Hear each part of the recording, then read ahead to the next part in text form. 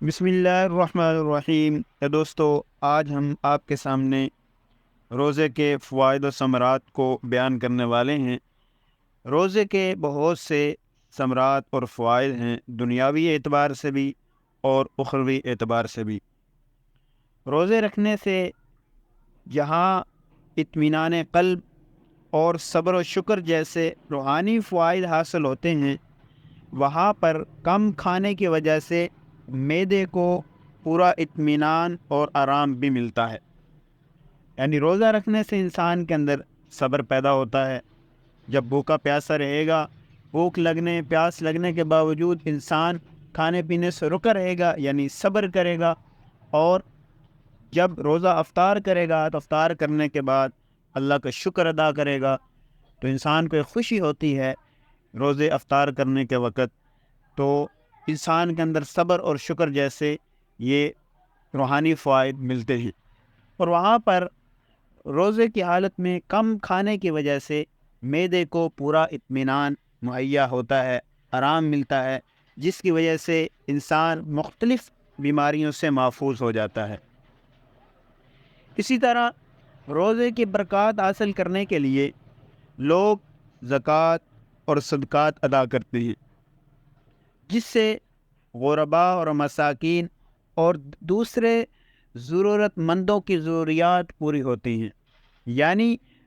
روزے کی حالت کے اندر صدقات انسان دیتا ہے تو اس سے جو دوسرے مسلمان ہیں ان کی ضروریات پوری ہوتی ہیں، گویا کہ ضرورت مندوں کو ان کی ضرورتیں ملتی ہیں۔ اور اسی طرح مقررہ وقت پر سحری اور افطاری انسان کو نظم و ضبط کا پابند بناتی ہیں، نظم و ضبط کا درس دیتی ہیں کہ انسان ایک ترتیب کے مطابق صبح روزہ رکھتا ہے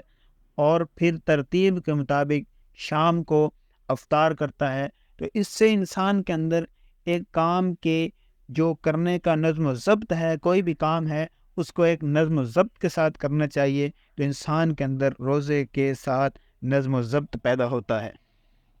اسی طرح جو روزہ ہے، روزے سے مسلمانوں میں تقویٰ آتا ہے، پرہیزگاری آتی ہے، اور اسی طرح جسمانی اور روحانی طہارت اور اثار و ہمدردی جیسی صفات پیدا ہوتی ہیں۔ انسان روزے کی حالت میں پاک صاف بھی رہے گا اللہ کی عبادت کے اندر لگنے کی وجہ سے، اور اسی طرح انسان کے اندر پرہیزگاری آئے گی، تقویٰ آئے گا، یعنی گناہوں سے بچنا ہوگا۔ روزے کی حالت میں انسان گناہوں سے بھی بچتا ہے اور اپنے آپ کو پاک صاف بھی رکھتا ہے۔ اسی طرح دوسروں کی مدد کرنے کا، دوسروں کے ساتھ ہمدردی کرنے کا جذبہ پیدا ہوتا ہے۔ تو روزے کی یہ برکات ہیں کہ روزے کی وجہ سے یہ صفات پیدا ہوتی ہیں۔ اور روزے کی حالت میں جو دوسرے ہمارے مسلمان بھائی ہیں، ان دوسرے مسلمان بھائیوں کی بھوک اور پیاس کا اندازہ ہوتا ہے کہ وہ ہم تو سارا سال جن کو اللہ نے مال دیا ہے وہ تو استعمال کرتے ہیں، اور جن کے اوپر مال کی تنگی ہے، تو ان کی جو بھوک ہے کہ بھوک کی حالت کے اندر انسان کی حالت کیا ہوتی ہے، تو اس سے جو ضرورت مند ہیں ان ضرورت مندوں کی بھوک کا احساس ہوتا ہے، اور پھر انسان ان کے ساتھ ہمدردی کرنے کا جذبہ اس کے اندر پیدا ہوتا ہے کہ میرا یہ مسلمان جو بھائی ہے اس کے ساتھ مجھے ہمدردی کرنی چاہیے۔ کیونکہ جب انسان کو ایک چیز کا علم ہو جائے گا کہ بھوک اور پیاس کے اندر انسان رہے تو اس کی کیا حالت ہوتی ہے، تو جب ان کی حالت معلوم ہو جائے گی تو انسان کے اندر خود بخود یہ احساس پیدا ہو جائے گا کہ مجھے ان کی مدد کرنی چاہیے۔